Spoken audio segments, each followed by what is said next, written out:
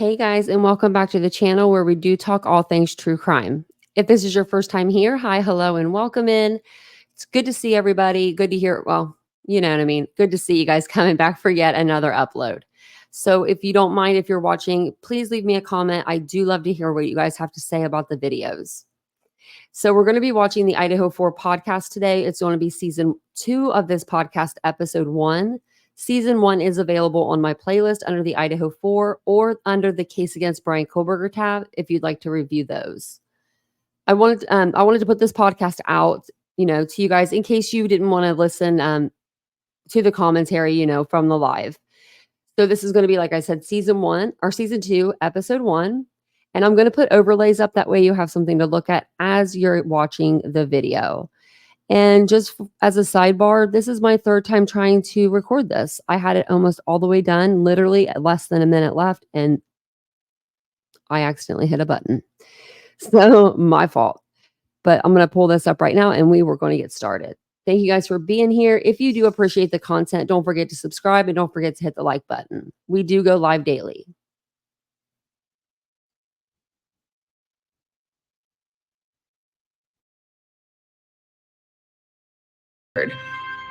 Detectives have been provided with the results of those autopsies and determined that it was likely all 4 victims were asleep. In my experience, there's nothing bloodier than sharp force injury, particularly if you have multiple.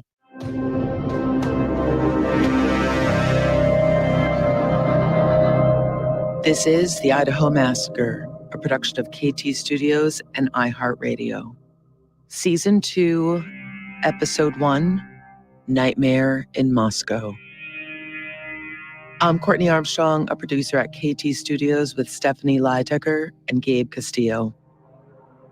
It's been 1 year, 6 months, 4 weeks, and 1 day since the senseless and brutal murders of Madison Mogen, Kaylee Gonzalez, Xana Kernodle, and Ethan Chapin. More than a year and a half since the victims had their lives cut short and their family, friends, and community members had their lives irrevocably changed.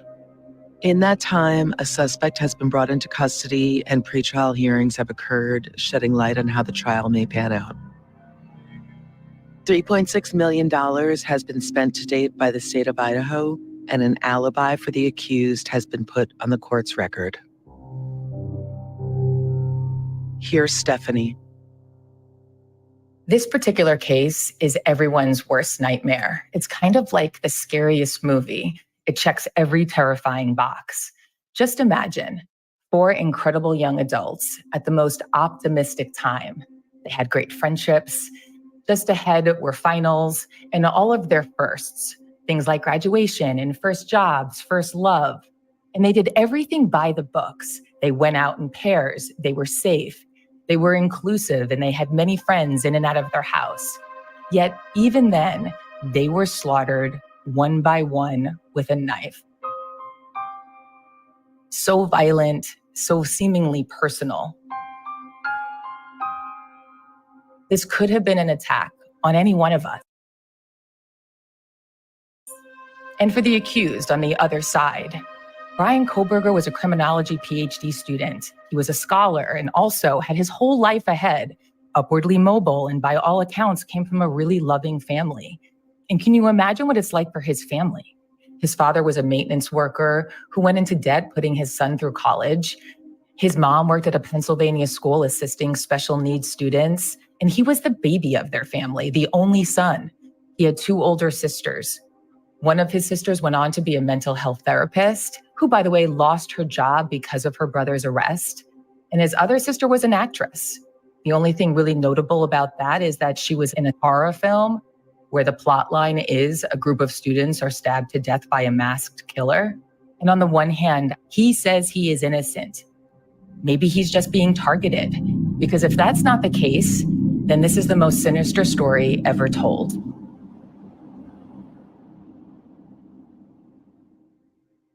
Last season, a general overview was known of what happened the night of the murders. In the preceding months, a more crystallized timeline of both the victims and the accused whereabouts has emerged. Saturday, November 12th, 2022 was a celebratory day for many students at the University of Idaho. They were just 7 days away from break, looking forward to sitting down with family for Thanksgiving. On November 12th at 8:00 p.m., Ethan Chapin and Xana Kernodle went to a party at Chapin's fraternity, Sigma Chi. A brunette beauty, 20-year-old Xana was a junior majoring in marketing. Here's her sister Jasmine speaking at the memorial service held on December 2nd, 2022. Xana, you will not be forgotten. You have impacted so many lives and have given people so much love. For her high school graduation, Xana decorated her mortarboard with butterfly and flower cutouts and the words, "For the lives that I will change." 20-year-old Ethan Chapin was a freshman majoring in sports management. He was a triplet whose brother and sister also attended the University of Idaho. Here's Ethan Chapin's mother. If everybody was like Ethan Chapin in this world, it would be a better place. Ethan's obituary states, Ethan lived his best life. He loved the social life, intramurals, and tolerated the academics. Xana and Ethan were a couple many admired for their deep love of one another.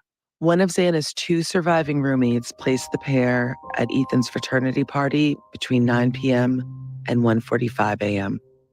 Saturday, November 12th, 10 p.m. to 1:30 a.m. Madison Mogan and Kaylee Gonzalez were seen at the Corner Club Bar in downtown Moscow, picked up by security footage. Madison Mogan was a 21-year-old senior from Coeur d'Alene who was majoring in marketing. Her grandmother said she'd always been a caring person who kept many long-term friendships and close ties with extended family. Here's Madison's boyfriend, Jake. Maddie was my best friend. She was the first person I talked to every morning and the last person I talked to before bed. Madison was close with 21-year-old Kaylee Gonzalez since the 6th grade. The pair, both beautiful blonde girls, looked more like sisters than friends. 21-year-old Kaylee was a senior majoring in general studies and was in the Alpha Phi sorority. In fact, Kaylee had recently moved out of the house on King Road and only returned to show Maddie the car she'd bought. She planned to use it when she moved to Austin to start her life.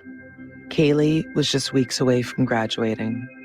In an Instagram post for Madison's 21st birthday, Kaylee posted pictures of the pair throughout their lives and wrote, quote, "I wouldn't have wanted anyone else to be the main character in all my childhood stories."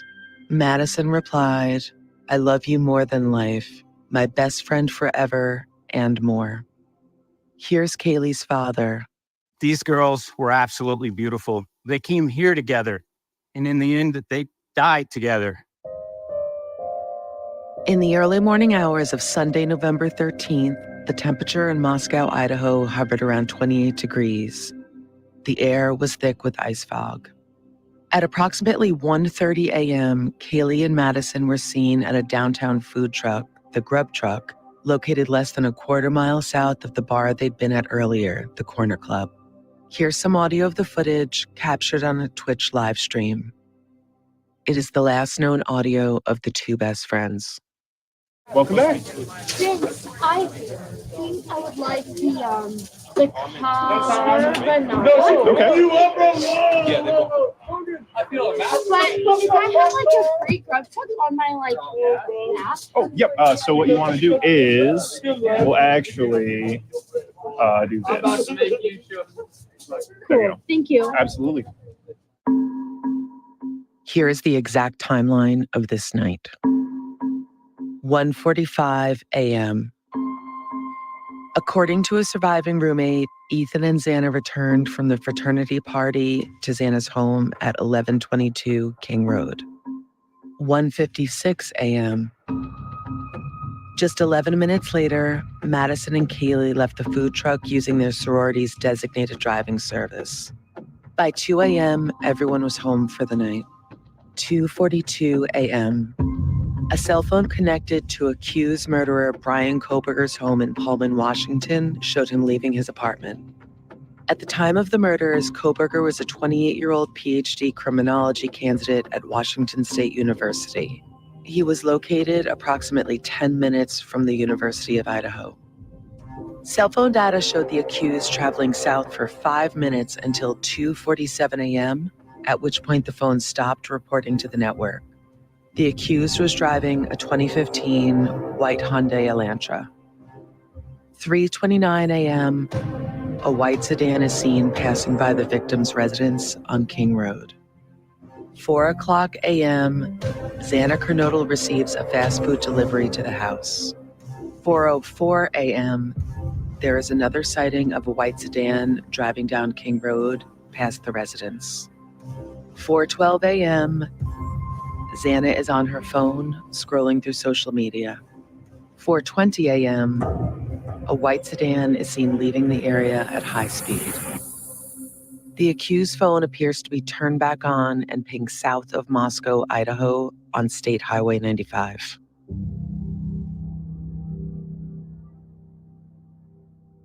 The bodies of 3 women and 1 man, all 21 or under, were found together over the weekend.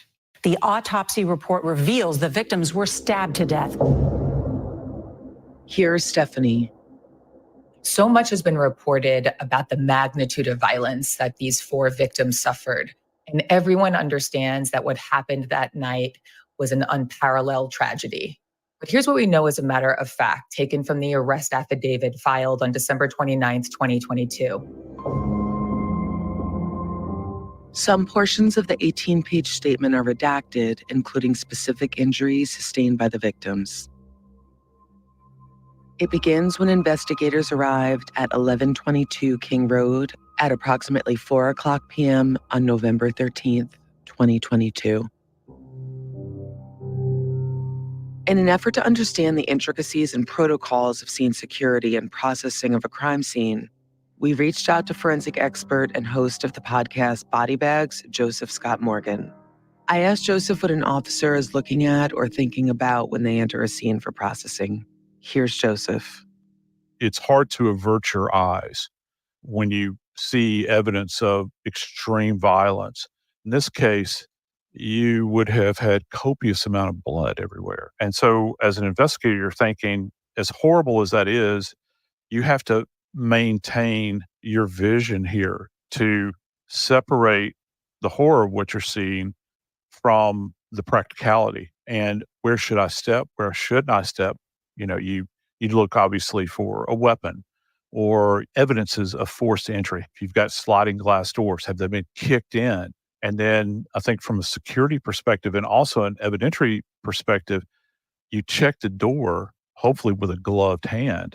You haven't had a chance to look into hidden places at that point in time. And there's the rub legally, because even though there's a homicide, you're still going to need a warrant to go in there and process the scene. Because absent a warrant, anything that you collect in that environment suddenly is invalid. I'll give you a great example. If you've got like a footlocker or a chest of some kind, by law, when you go into a residence like this, even though there's dead bodies, you can't go opening those areas without a warrant. Okay. So you have to get a warrant before you can go digging through chest of drawers or looking in what are generally referred to as hidden spaces.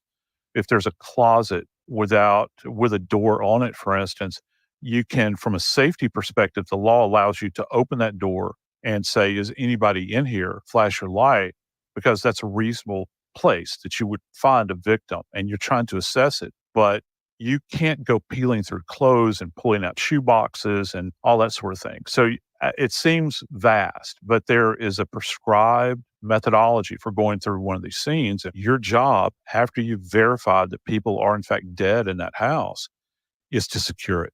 No one else is to come in here, period. Forget it until those that show up with a warrant and those that show up with the authority to investigate the scene arrive. And then you turn it over to them at that point. The affidavit reads, quote, upon our arrival, the Idaho State Police forensic team was on scene and was preparing to begin processing the scene. Moscow Police Department Officer Smith, one of the initial responding officers to the incident, advised he would walk me through the scene. End quote. I asked Joseph Scott Morgan why it's important to be escorted through by an initial responding officer. You only get one first look at any scene, period.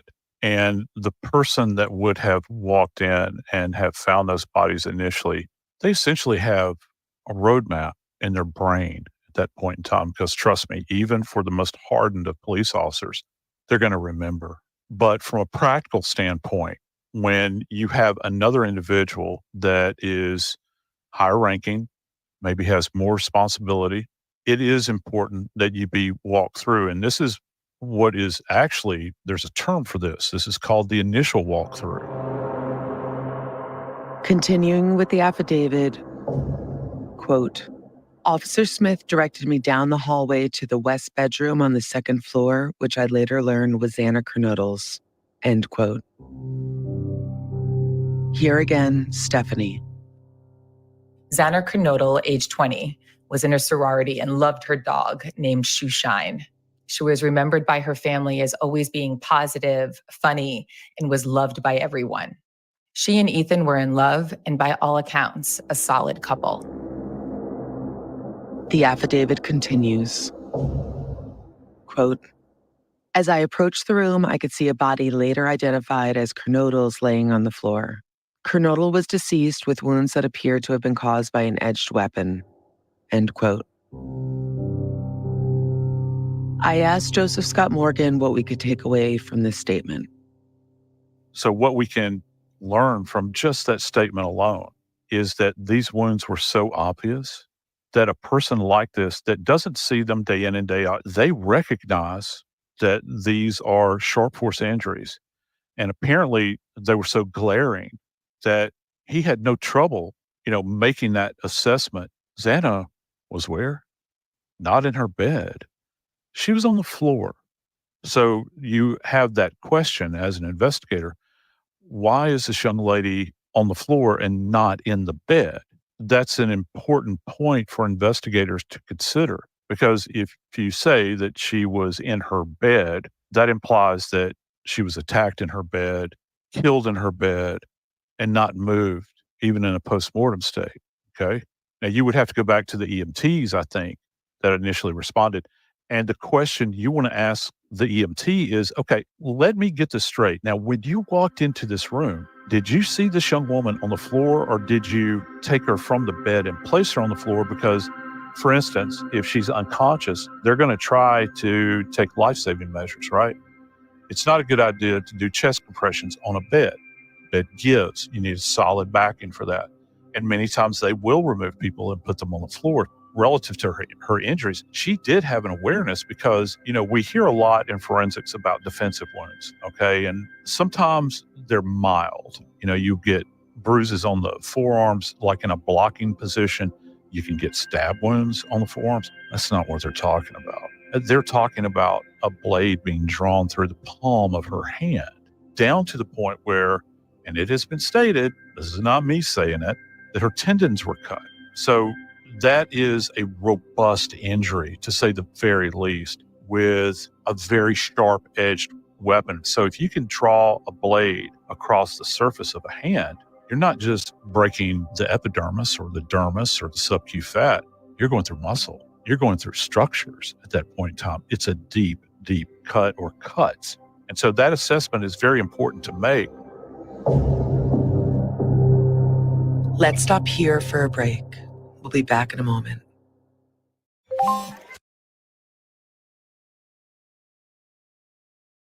Some of your least favorites, like Jake Johnson.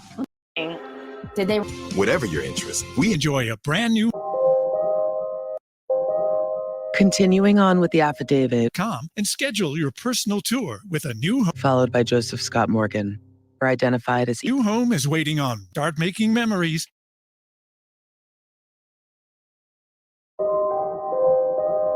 Continuing on with the affidavit, quote, also in the room was a male later identified as Ethan Chapin. Chapin was also deceased with wounds later determined to be caused by sharp force injuries. End quote. Again, Stephanie, followed by Joseph Scott Morgan. Ethan Chapin was also 20 years old.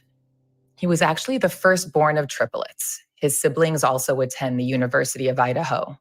His mom said that he was the most incredible person you'll ever know. And according to his obituary, he lived his very best life in college.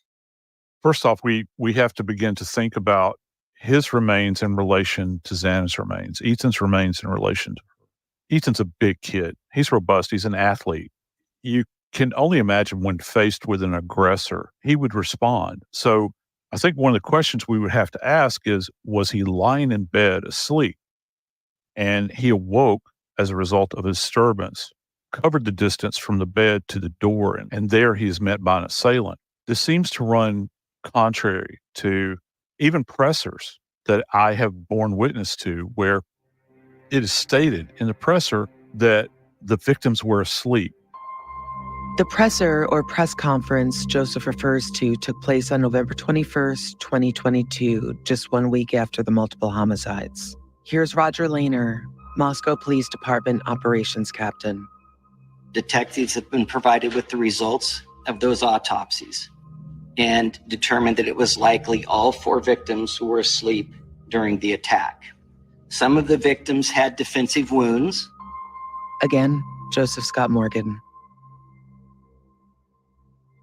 When you put that out there and you say that the victims were asleep, were they asleep and died in their sleep? Because I don't know, for me, my default position automatically is if you tell me that, that's what I'm thinking. But that doesn't seem to be the case. We've already got evidence that has been clearly stated that Xana was found on the floor, all right? If we can establish that she didn't commonly sleep on the floor, then you know that she had an awareness. Then, we think about Ethan lying in the doorway. Well, what does that mean? Does it actually mean that just the top of his head was lying on the threshold? Was he entirely out of the room and lying back into the bedroom? And look, with both of these victims, I have to think that there was very intimate contact. I don't mean that in a sexual way. I mean that this is a tussle. This is a fight. So you think about contact trace evidence that is transitioning between the assailant and the victims. And in what order did this happen?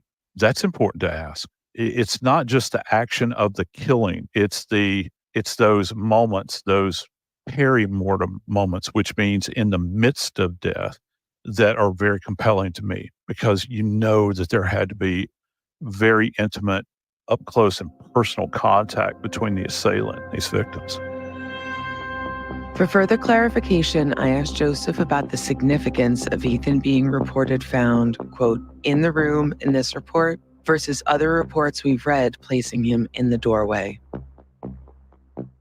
Maybe it is semantics, but semantics aside, when this kind of information is released to the public, it's very confusing because it goes to confusion about the dynamic of the event. And remember, and this is very, very important, there has yet to be a jury selected. And this data is out there. This information is out there. And this is kind of very specific information about the scene.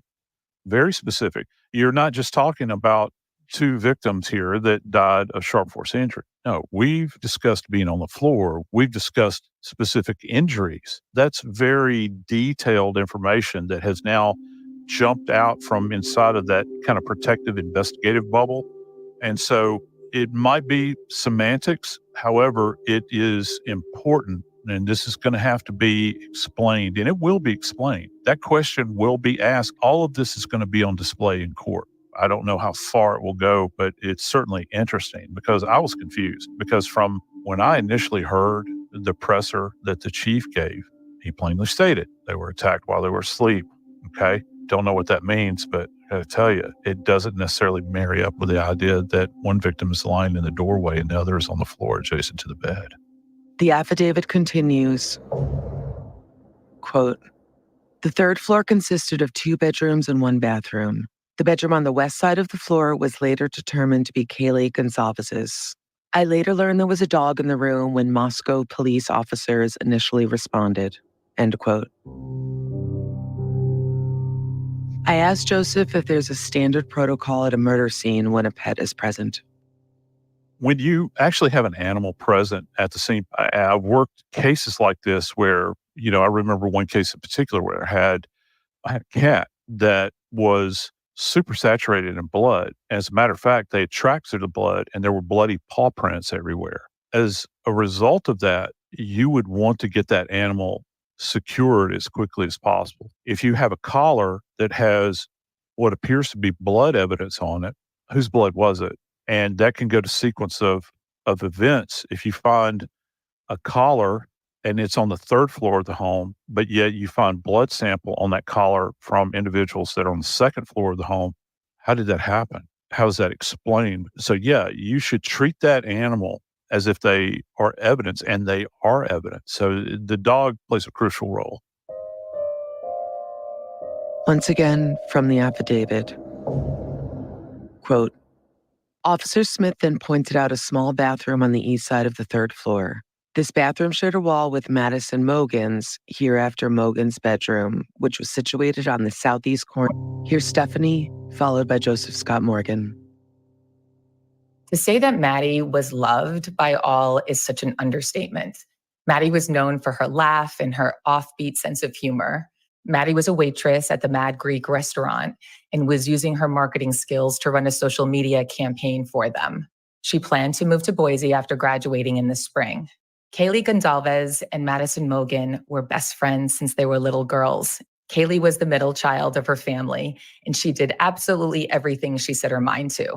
According to her family, Kaylee was the ultimate go-getter and constantly was looking for an adventure. She had recently bought a 2016 Range Rover and planned a trip to Europe, and she was expecting to move to Texas after graduation. Out of all the cases that I've handled over the course of my career, you're talking about trauma, and this includes even shotgun wounds. In my experience, there's nothing bloodier than sharp force injury, particularly if you have multiple. And after a period of time, forgive me for saying this, but after a period of time, after someone has been deceased and they've bled profusely, the blood will begin to coagulate and crust. It's hard to make sense of anything in low light circumstances, particularly if you're first eyes on. And in this case, I think even when compared to profusely, the blood will begin to coagulate and crust. It's hard to make sense of anything in low light circumstances, particularly if you're first eyes on. And in this case, I think even when compared to Xana and Ethan, these two young women's bodies are contained.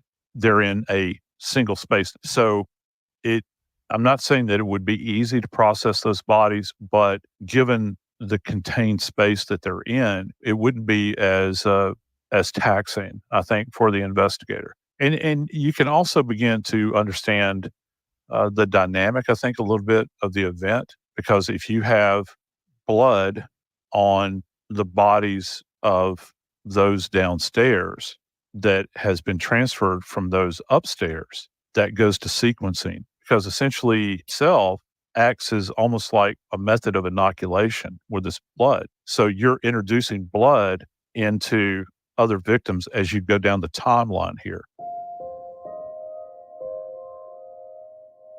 The affidavit continues, quote, I also later noticed what appeared to be a tan leather knife sheath laying on the bed next to Mogan's right side when viewed from the door. The sheath was later processed and had the United States Marine Corps Eagle, Globe, and Anchor insignia stamped on the outside of it. The Idaho lab later located a single source of male DNA, parentheses, suspect profile, left on the button snap of the knife sheath, end quote. Let's stop here for another break. We'll be back in a moment. Babe, Yeah, babe. do you think they can hear us? Yeah, those are mics.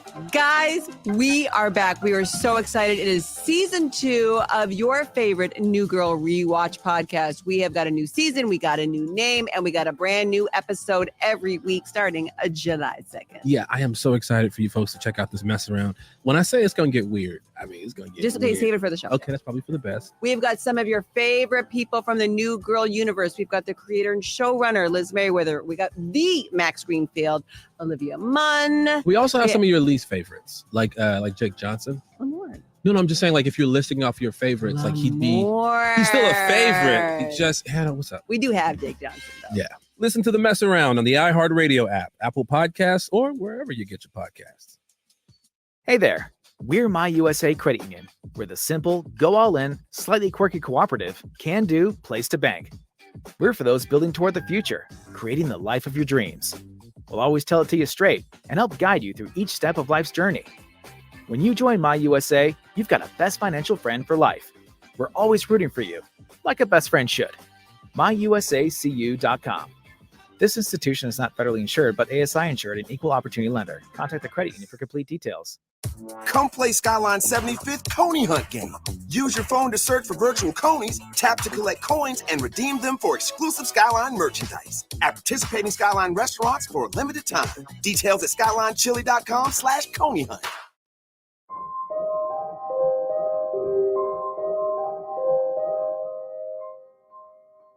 At this point in our interview, Joseph pulls out the exact same make and model knife and sheath that's alleged to be the murder weapon.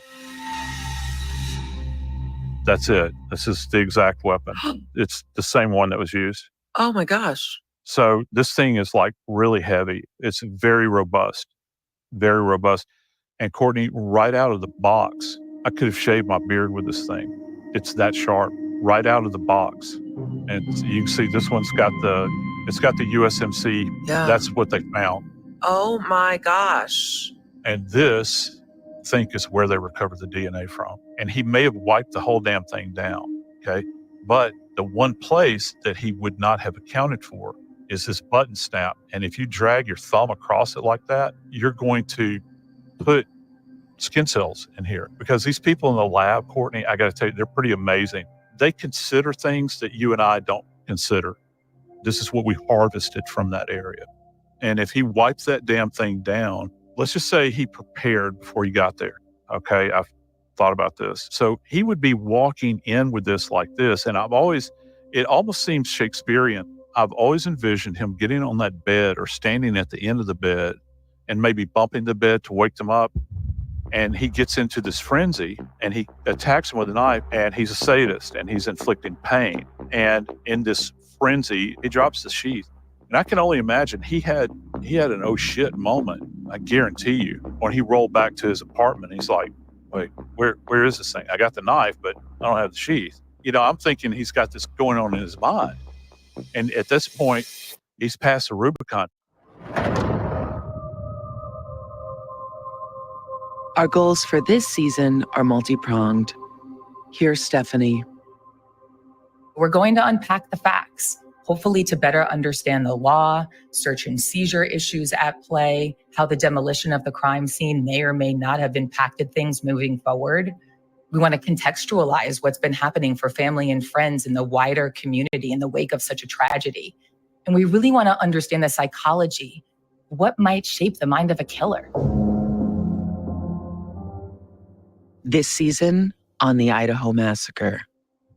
What can you do with evil? You can exterminate it. And here, their alibi defense apparently is that he likes to drive around and see the moon and the stars. Do I buy it? No.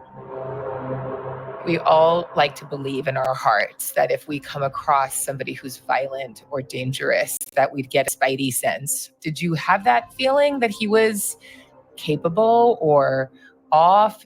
To be honest, I never got any of those feelings. However, I do remember this one incident that happened. Sociopaths and psychopaths simply do not have a feeling when they hurt someone else. If you think about it, it makes them pretty much perfect killing machine. I was stuck in this cycle of, oh my gosh, what's going to happen next? What's going to happen next? Or could this happen to me? The underlying psychological phenomenon is that they are doing to themselves what the killer didn't do to them. Until the case is over, it seems nonsensical, to say the least, to destroy the building. Is there an immediacy for a jury going to a house, psychologically speaking? I would say yes. This is a death penalty case because there were 4 people killed all at once in a really brutal manner. For more information on the case and relevant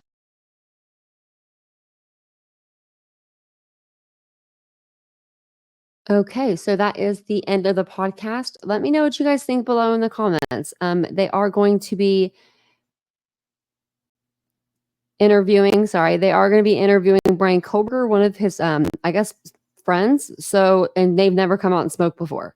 So that's going to be on episode 3, and that's the next episode that we'll be doing live.